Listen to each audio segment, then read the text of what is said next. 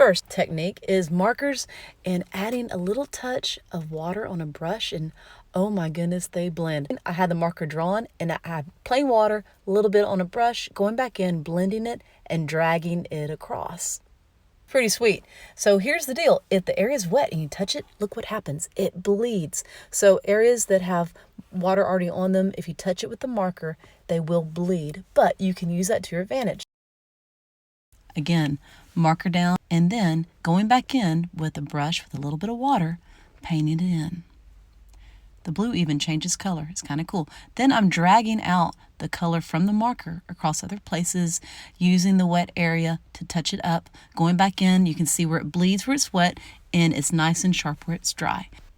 Here again, I'm going to be adding in some water, and there'll be times that you put way too much water down. But how do you get it up?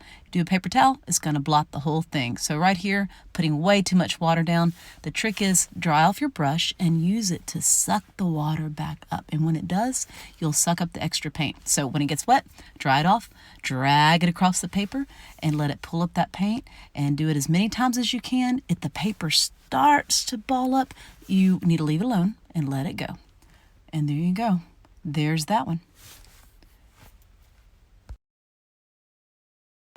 Here again, I'm just using the water on the brush that was tinted from the marker, and I'm going to paint with it. So there's a nice light blue, and going back in with the marker now on the wet area, and you can see how it's bleeding.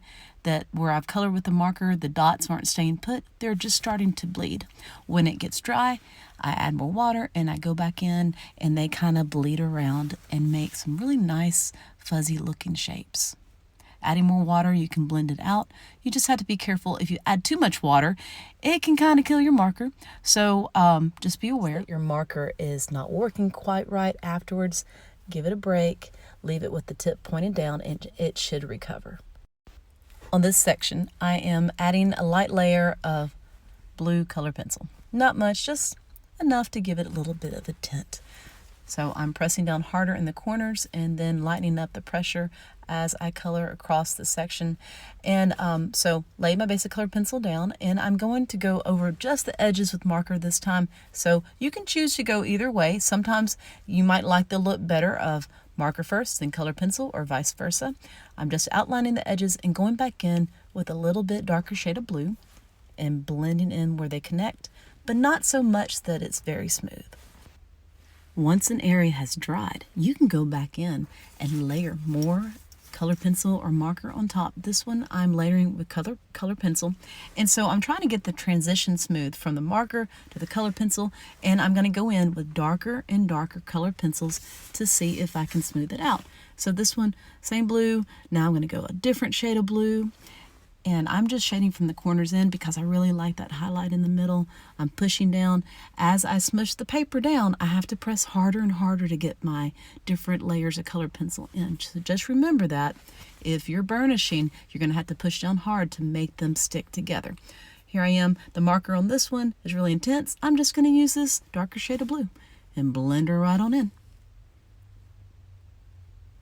Just because you have a certain design going on a part of your Zentangle, you do not have to keep it the same. You can take color pencil, marker, and you can change it. You can go back in, you can adjust it on this piece. I'm looping over the top, and I'm adding different values of purple.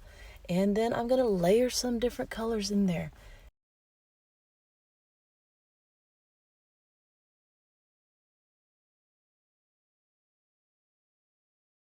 Color pencil down first on this one, then I had marker, and then I went back over the top on color pencil again. And I'm blending those colors together. And if you have a white area that you want to make appear glow, check this out. You can make it look like it appears to glow by barely going around the edge with the color. Another method you can use is called indenting or inscribing, or imprinting. It depends on how you want to, who you're talking to. So this is just a tool that was made for this, but you can use other things as well. The key is to push in, make dents, and not tear your paper.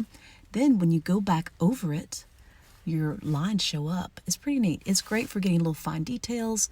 And so this right here, I'm just taking a color pencil, working my way in, adding some light value, adding some darker value, and you can see everything that I pushed in and indented, it is appearing. It's pretty sweet. But here's where the magic happens, because this is only half the story. After you have color laid down, you can go back in and make more dents, this time with the new color pressed into the paper. So this right here I'm using is just a mechanical pencil with the lead taken out, and it's not leaving marks, it's just denting my paper and pushing that purple in. I'm switching tools. I'm going to use my scribe a little bit more. Either one works.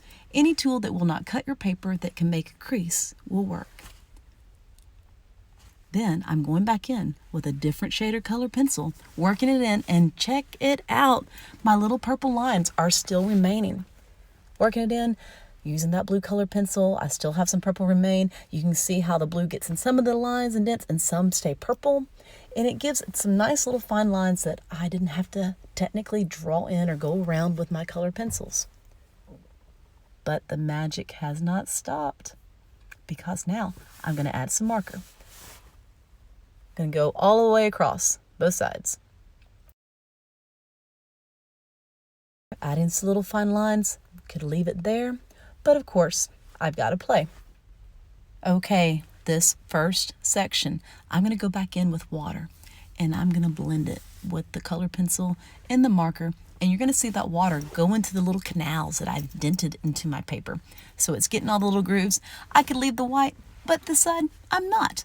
So that water is going in and it's having all this light blue just like filling the gaps and filling that section up. So there you go. On this side, I'm not going to do that. I'm just going to add a little bit of water. I'm going to drag it across. I'm going to keep the layer of white. So I have dark blue, I have purple, I have light blue, and I have white all in together.